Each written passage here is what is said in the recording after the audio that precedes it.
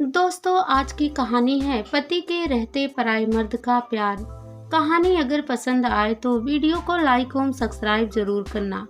6 महीने पहले ही रवि की शादी पड़ोस के एक गांव में रहने वाले रघुवर की बेटी संगीता से हुई थी। उसके पिता मास्टर दयाराम ने खुशी के इस मौके पर पूरे गांव को भोज दिया था। अब से पहले गांव में इतनी धूमधाम से किसी की शादी नहीं हुई थी। मास्टर दयाराम दहेज के लोभी नहीं थे। अभी तो उन्होंने रघुवर जैसे रोज कमाने खाने वाले की बेटी से अपने इकलौते बेटे की शादी की थी। उन्हें तो लड़की से मतलब था और संगीता में वह सारे गुण थे जो मास्टर जी चाहते थे। पढ़ाई के बाद जब रवि की कहीं नौकरी नहीं लगी तो मास्टर दयाराम ने उसके लिए शहर में मोबाइल फोन की दुकान खुलवा दी। शहर गांव से ज्यादा दूर नहीं था। रवि मोटरसाइकिल से शहर आना जाना करता था। शादी से पहले संगीता का अपने गांव के एक लड़के मनोज के साथ जिस्मानी रिश्ता था। गांव वालों ने उन दोनों को एक बार रात के समय रामदयाल के खलिहान में सेक्स संबंध बनाते हुए रंगों हाथों पकड़ा था। गांव में बैठक हुई थी। दोनों को आइंदा ऐसी गलती न करने की सलाह देकर छोड़ दिया गया था। संगीता के माँ बाप गरीब थे।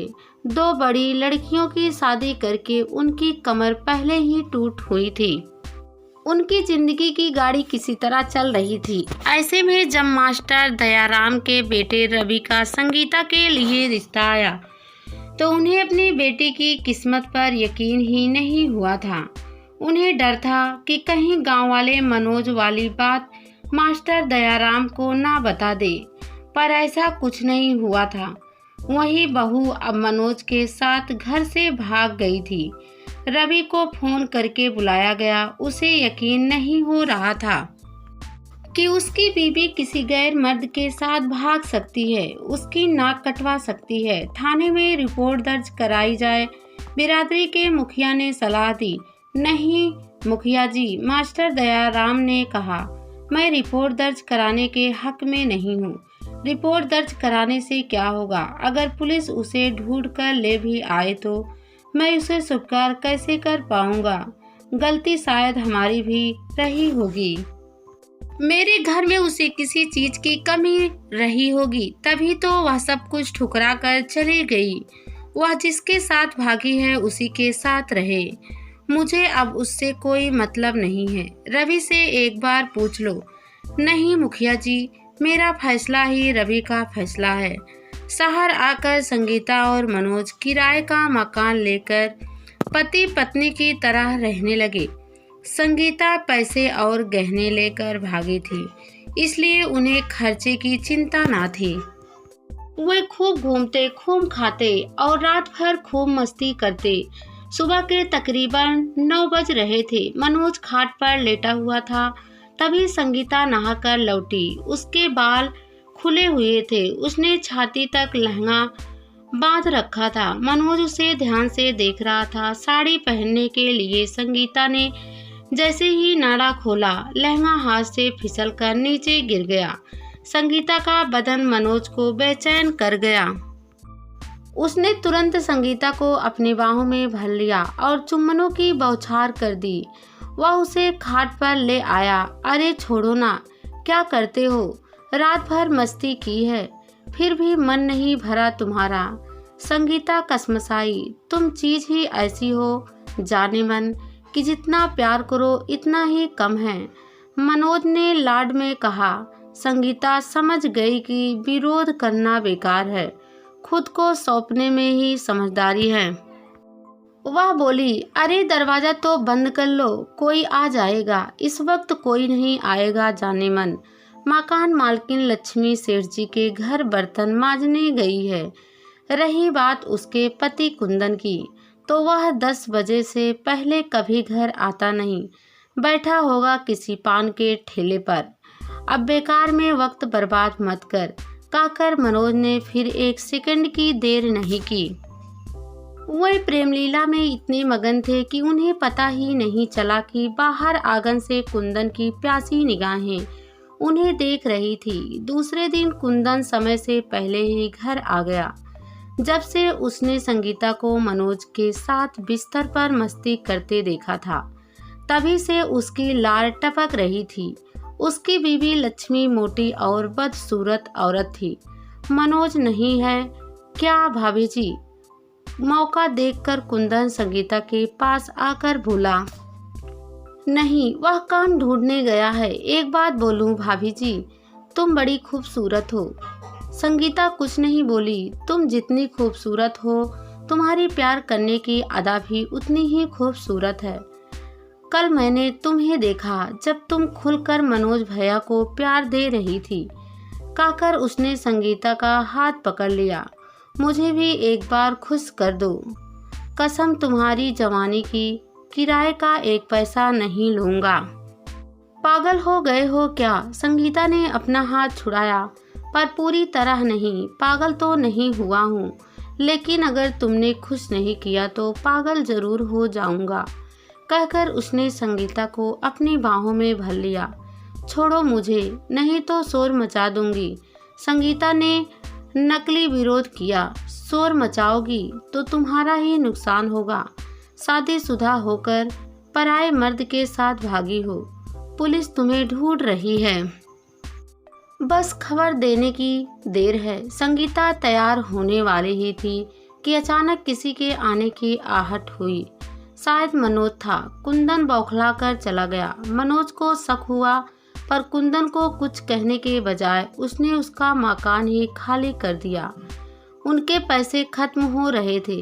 महंगा मकान लेना अब उसके बस में नहीं था। इस बार उन्हें छोटी सी खोली मिली। वह गंगाबाई की खोली थी। गंगाबाई चावल की मिल में काम करने जाती थी। उसका पति एक नंबर का शराबी था।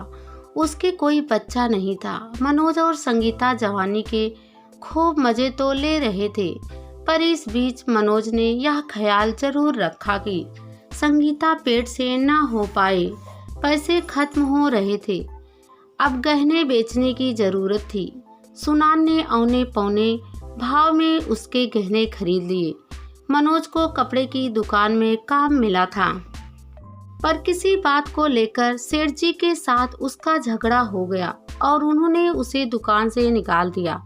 उसके बाद तो जैसे उसने काम पर न जाने की कसम ही खा ली थी।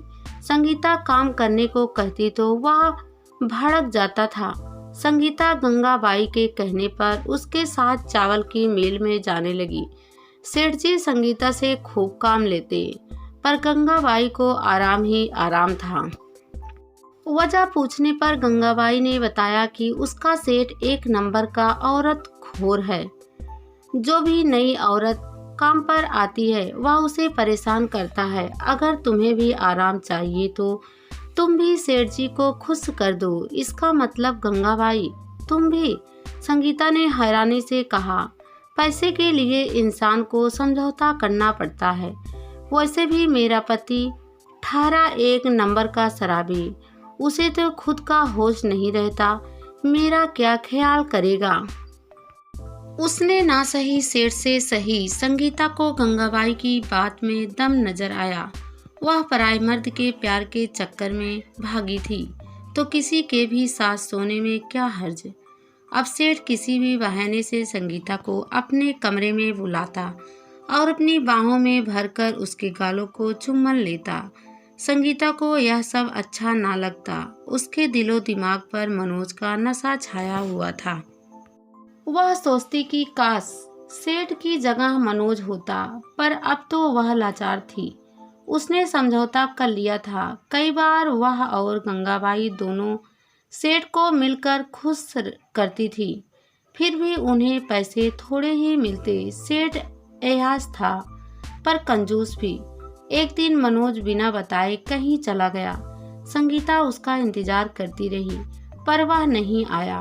जिसके लिए उसने ऐसो आराम की दुनिया ठुकराई, जिसके लिए उसने बदनामी झेली, वही मनोज उसे छोड़कर चला गया था। संगीता पुरानी यादों में खो गई। मनोज संगीता के भैया नौहर का जिगरी दोस्त था। उसका ज़्यादातर समय नौहर के घर पर ही बिताता था। वह दोनों राजमिस्त्री का काम करते थे। छुट्टी के दिन जी भर कर शराब पीते और संगीता के घर मुर्गे की दावत चलती। मनोज की बात बात में खिलखिलाकर हंसने की आदत थी। उसकी इसी हंसी ने संगीता पर जादू कर दिया था। दोनों के दिल में कब प्यार पनपा पता ही नहीं चला। संगीता 12वीं जमानत पढ़ चुकी थी। उनके माँ बाप तो उसकी पढ़ाई 8वीं जमानत के बाद छुड़ाना चाहते थे, पर संगीता के मामा ने जोर देकर कहा था कि भाभी जी बड़ी खूबसूरत है, 12वीं जमानत तक पढ़ लेंगी तो किसी अच्छे घर से रिश्ता आ जाएगा। पढ़ाई के बाद संगीता दिन भर घर में रहती थी। उसका काम घर का खाना बनाना, साफ सफाई करना और बर्तन मांजना था। माँ बाप और भैया काम पर चले जाते थे। नौहर से बड़ी 2 और बहनें थी जो ब्याह कर ससुराल चली गई थी। एक दिन मनोज नशे की हालत में नौहर के घर पहुंच गया। दोपहर का समय था। संगीता घर पर अकेली थी। मनोज को इस तरह घर में आया देख संगीता के दिल की धड़कन तेज हो गई। उन्होंने इस मौके को गंवाना ठीक नहीं समझा और एक दूसरे के हो गए। इसके बाद उन्हें जब भी समय मिलता एक हो जाते। एक दिन नौहर ने उन दोनों को रंगे हाथों पकड़ लिया। घर में खूब हंगामा हुआ, लेकिन इज्जत जाने के डर से संगीता के माँ बाप ने चुप रहने में ही भलाई समझी। पर मनोज और नौहर की दोस्ती टूट गई। संगीता और मनोज मिलने के बहाने ढूंढने लगे, पर मिलना इतना आसान नहीं था। एक दिन उन्हें मौका मिल ही गया और वह दोनों रामदयाल के खलिहान में पहुंच गए। वह दोनों अभी दीन दुनिया से बेखबर होकर एक दूसरे में समाये हुए थे कि गांव के कुछ लड़कों ने उन्हें पकड़ लिया। समय गुजरा और एक दिन मास्टर दयाराम ने अपने बेटे रवि के लिए संगीता का हाथ मांग लिया। दोनों की शादी बड़ी धूमधाम से हो गई। संगीता ससुराल आ गई और उसका मन अभी भी मनोज के लिए बेचैन था। पति के घर की सुख सुविधाएं उसे रास नहीं आती थी। दोनों के बीच मोबाइल फोन से बातचीत होने लगी। संगीता की सास जब अपने गांव गई तो उसने मनोज को फोन करके बुला लिया और वह दोनों चुपके से निकल भागे। अब संगीता पछतावे की आग में झुलस रही थी। उसे अपनी करनी पर गुस्सा आ रहा था। गर्मी का मौसम था। रात के तकरीबन 10 बज रहे थे। उसे ससुराल की याद आ गई। ससुराल में होती तो वह कूलर की हवा में चैन की नींद सो रही होती, पर उसने तो अपने लिए गड्ढा खोद लिया था।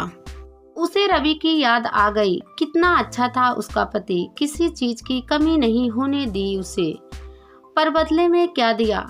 दुख, दर्द, बेवफाई। संगीता सोचने लगी कि क्या रवि उसे माफ कर देगा? हाँ, जरूर माफ कर देगा। उसका दिल बहुत बड़ा है। वह पैर पकड़कर माफी मांग लेगी। बहुत दयालु है वह। संगीता ने अपनी पुरानी दुनिया में लौटने का मन बना लिया। गंगाबाई, मैं अपने घर वापस जा रही हूँ। किराए का कितना पैसा हुआ बता दो। संगीता ने कहा, संगीता, मैंने तुम्हें हमेशा छोटी बहन की तरह माना है। मैं तेरी परेशानी जानती हूँ। ऐसे में मैं तुमसे पैसे कैसे ले सकती हूँ? मैं भी चाहती हूँ कि तू अपनी पुरानी दुनिया में लौट जा। मेरा आशीर्वाद है कि तू हमेशा सुखी रहे। मन में विश्वास और दिल के एक कोने में डल लेकर जब संगीता बस से उतरी तो उसका दिल जोर से धड़क रहा था। वह नहीं, जैसे ही वह घर के पास पहुंची उसके पांव ठिठक गए। रवि ने उसे अपनाने से इनकार कर दिया तो उसने उस 2 मंजिला पक्के मकान पर एक नज़र डाली। लगा जैसे अभी अभी रंग रोगना किया गया हो। जरूर कोई मांगलिक कार्यक्रम वगैरह हुआ होगा। बहू, तभी संगीता के कान में किसी औरत की आवाज़ गूंजी। वह आवाज़ उसकी सास की थी। उसका दिल उछला। सासू माँ ने उसे घूंघट में ही पहचान लिया था। वह दौड़कर सासू माँ के पैरों में गिरने को हुई, लेकिन इससे पहले ही उसकी सारी खुशियाँ पल भर में गम में बदल गई। बहू, रवि को ठीक से पकड़कर बैठो, नहीं तो गिर जाओगी। संगीता ने देखा रवि मोटरसाइकिल पर सवार था और पीछे एक औरत बैठी हुई थी। संगीता को यह देखकर धक्का लगा। इसका मतलब रवि ने दूसरी शादी कर ली। उसका इंतजार भी नहीं किया, इससे पहले कि वह कुछ सोच पाती। मोटरसाइकिल फर्राटे से उसके बगल से होकर निकल गई। संगीता ने उन्हें देखा, वह दोनों बहुत खुश नजर आ रहे थे। तभी वहां एक साइकिल सवार गुजरा। संगीता ने उसे रोका। चाचा, अभी रवि के साथ मोटरसाइकिल पर बैठकर गई। वह औरत कौन है? अरे, उसे नहीं जानती बेटी, लगता है इस गांव में पहली बार आई हो। वह तो रवि बाबू की नई नवेली दुल्हन है। नई नवेली दुल्हन? हाँ बेटी, वह रवि बाबू की दूसरी पत्नी है। पहली पत्नी बड़ी चरित्रहीन निकली, अपने पुराने प्रेमी के साथ भाग गई।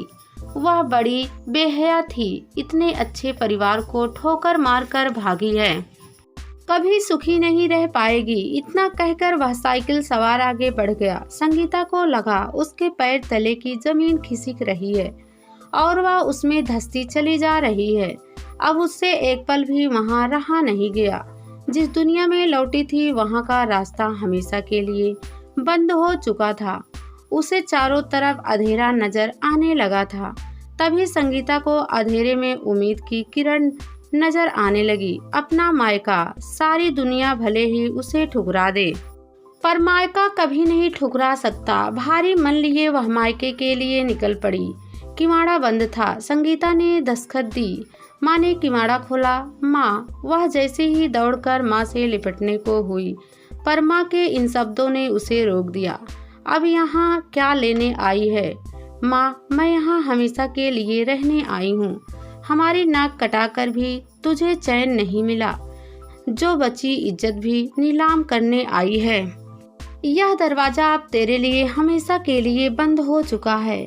नहीं माँ, वह रोने लगी। ऐसा मत कहो, तू हम सबके लिए मर चुकी है। अच्छा यह है कि तू कहीं और चली जा। कहकर माँ ने तुरंत किवाड़ा बंद कर दिया। संगीता किवाड़ा पीटने लगी और बोली, दरवाजा खोलो माँ, दरवाजा खोलो माँ। पर माँ ने दरवाजा नहीं खोला। भीतर माँ रो रही थी और बाहर बेटी। संगीता को लगा जैसे उसका वजूद ही खत्म हो चुका था। उसकी हालत पेड़ से गिरे सूखे पत्ते जैसी हो गई है, जिसे बर्बादी की तेज हवा उड़ा ले जा रही है, दूर, बहुत दूर। इस सब के लिए वह खुद ही जिम्मेदार थी।